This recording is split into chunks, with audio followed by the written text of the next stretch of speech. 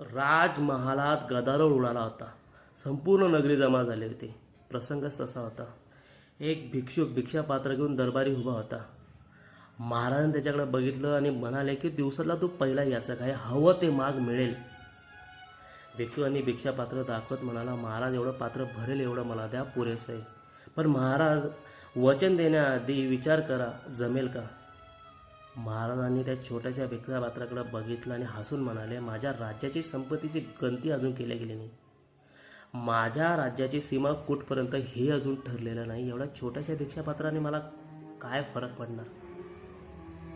राजाने नोकरांना आदेश दिला. नोकरांनी दरबारातील उत्तम जड जवाहर त्या भिक्षापात्रात ओतण्यास सुरुवात केली. संध्याकाळ होईपर्यंत ओतले तरी ते पात्र भरल्या गेलं नाही. दरबारातील प्रजानं आपला राजा खजील होईल म्हणून अंगा खांद्यावरचं घरातलं सोनं खजिनाही त्या पात्रात ओतण्यास सुरुवात केली तरी तो पात्र भरल्या गेलं नाही.